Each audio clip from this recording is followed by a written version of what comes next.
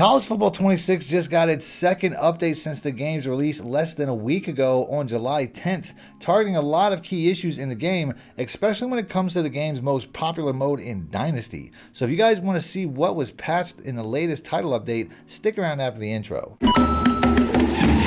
If you guys need fast, cheap, reliable coins for your ultimate team, check out my coin sponsors at MMOXP.com and use discount code MONEYSHOT for 6% off your order. Link in the description below. The champ is here! Welcome back, Money Team. This is Mad Money Shot. Sending out the college cheese as always. We got our second update already, and this one here is specifically geared towards Dynasty Mode. I'm going to get into all that as always, but if you guys are going to continue to do these update videos, because to be honest with you, these aren't like the typical updates where they're on EA's website or they release patch notes and stuff like that, which I guess they typically save maybe for larger title updates.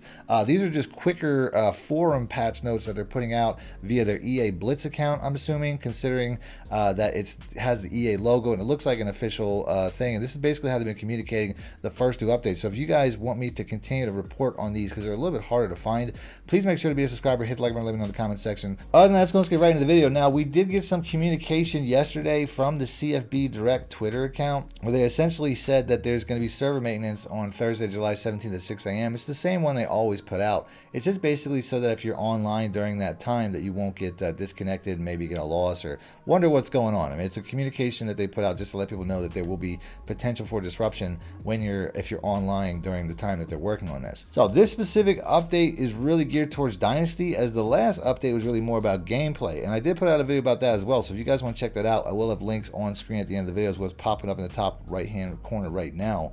But this one here says, "Hey, College Football 26 Dynasty fans, our teams are having a great time reading the stories and moments you're sharing when playing Dynasty." It says, "We'll have more updates on the way, but today Dynasty has received several updates following our server maintenance earlier today," which I mentioned. It says, "Please note that these changes will take effect for online Dynasty files only, and yes, these will work in already created Dynasty files. We will have a future title update to bring these updates to offline Dynasty files. Just sit tight." I'm not really sure why I can only have these will only take effect. I mean, it is nice to hear that they're taking effect in already created files, because there was issues last year that they couldn't fix, and you basically had to restart. So it's nice to see that. But I don't understand why it's only specifically geared towards online at the moment, even though I would assume there's probably more offline dynasties, which is probably why. But like I said, it says sit tight. They're going to be working on that in a future title update, and they've been coming out pretty quick. This is the second one in 7 days, so they're clearly working very hard to get these issues resolved, which I think is somewhat commendable. Let's go ahead and let's get to these issues. They should sound familiar if you're playing this game. Number one is skill caps and position changes update. It says you can now change a player's position within their current position group without penalty to their skill caps. You'll be free to swap positions within these groups. Now, they give you a list of them here, but I just want to first say that is like the first. Wasn't that like one of the things that they put into the game with the Deep Dive Dynasty, that they were showing off as being a thing where to try to keep people from basically using exploits by changing positions? And within a week, they're already like, all right, we took that off. So here's the ones that they said they changed: running back and fullback. That makes sense. Although I think that if you put a running back at a fullback, that's not one that I necessarily, I mean, for skill cap reasons, I guess that's not too bad, but you can clearly put an overpowered running back at fullback. That could be open to exploits. That one I'm a little bit out on. But offensive line, left tackle, left guard, center, right guard, right tackle. Yeah, that should be somewhat interchangeable. I use this example in the breakdown video that I reflected on their deep dive. I said about, and I went back and forth with people in the comment section. I said that, like, the Eagles, the way that, you know, we do our offensive lines, we cross train our guys in pretty much every position. In the championship game this last year, we had our guard playing center and then our center playing guard. You know what I mean? It's like they were swapping in and out due to injury, and it's like, if you go back to their college careers, a lot of guys, especially in college, played multiple positions by the time they go to the pros. They might have played, you know, like guys like Landon Dickerson play like all 5 spots on the line.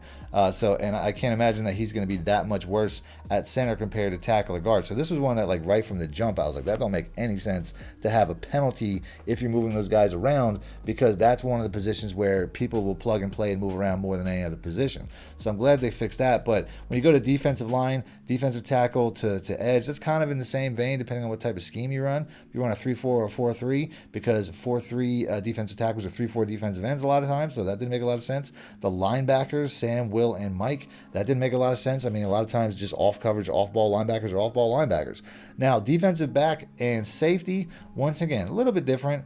This is something where, you know, obviously a cornerback, safeties aren't typically as fast as cornerbacks. So to move, you know, you can get a really fast cornerback and move him to safety, and that can be kind of OP. And a lot of times cornerbacks are also smaller in stature. I mean, that one I'm not kind of out on.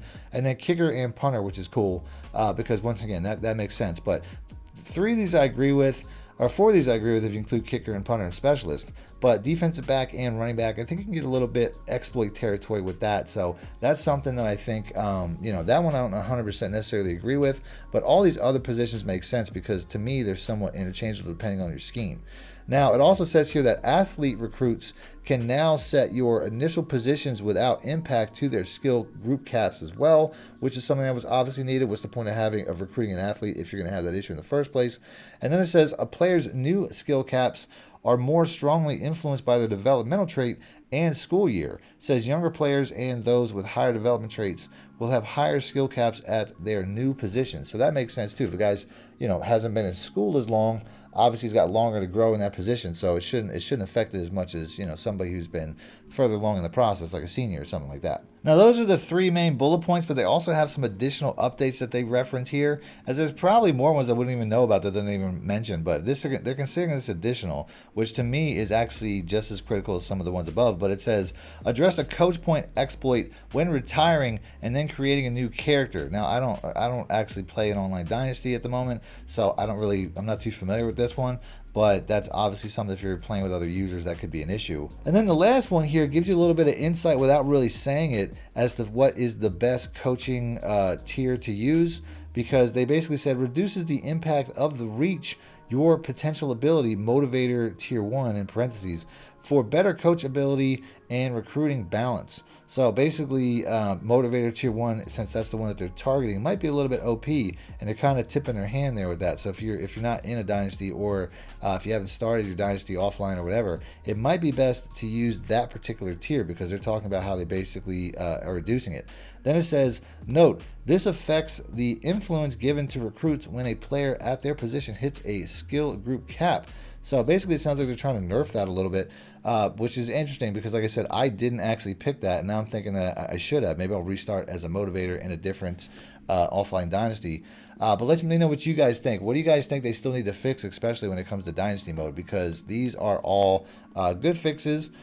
Things that I definitely heard a lot about, especially in my comments section, because you guys let me know about a lot of issues that are happening in modes I don't necessarily play as much. So I really appreciate that, as it does affect how I make these videos. So let me know in the comment section, let everybody know in the comment section what issues you're having, as it helps me to spread the word when you guys tell me these things in these videos, as I'm sure EA keeps an eye on them to watch how the community reacts to the updates that they're putting out. So like I said, let me know in the comment section, let everybody know in the comment section. Other than that, if you guys want to see more videos about the previous updates to the gameplay that only came out like 2 days ago, that pop up on the screen, as well as other tip videos that I made about College Football 26. So just click links, and until next time, thanks for watching, man. My shit out. Need more help or just want to show your support? Then head over to my Patreon and join my team, where you can get exclusive content like ebooks and bonus plays, as well as early access to my vids and more. Link in the description below.